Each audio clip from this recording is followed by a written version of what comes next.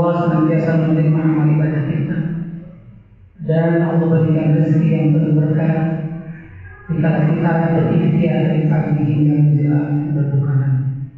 Semoga dengan kehadiran ibadah sahur untuk meningkatkan kualitas keimanan kita di hadapan.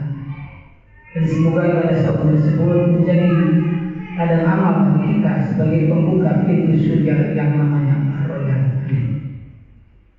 Salam dan salam tercurah kepada syurigan kita yang Nabi Muhammad sallallahu alaihi wasallam.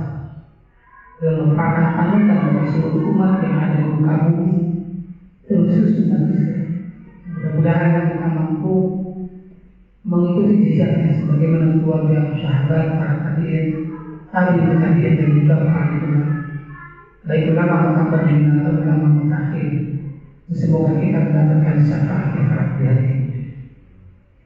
Tadi tidak dimarahi Allah. Rasulullah sallallahu alaihi wasallam pernah menyampaikan di depan para sahabat terkait dengan judul yang saya sampaikan, yaitu menjemput Lailatul Qadar. Kenapa Lailatul Qadar mesti kita jemput dengan penuh sukacita? Ada yang harus kita perhatikan, sungguh luar biasa, yang disebut dengan Lailatul Qadar. Ketika itu Rasul sampaikan ada 4 sahabat, ada 4 orang, yang mana 4 orang ini semuanya termasuk orang Bani Israil. Keempat orang ini diberikan usia yang sungguh luar biasa, karena 4 orang ini termasuk dari golongan Bani Israil, dan 4 orang ini tidak pernah berlepas diri untuk beribadah selama 80 tahun lamanya, dan tidak pernah bermaksiat sedikit pun. Rasul sampaikan di depan para sahabat, 80 tahun lebih tidak pernah bermaksiat dan selalu beribadah kepada Allah. Siapa berani? Yang pertama ada Nabi Ayub alaihissalam, yang kedua ada Nabi Zakaria, dan yang ketiga ada Yusuf bin Nun, dan yang keempat ada yang namanya Hizqiyah. Keempat orang ini adalah orang Bani Israil, yang mana keutamaannya, kelebihannya 80 tahun lamanya berturut-turut beribadah kepada Allah dan tidak pernah bermaksiat kepada Allah.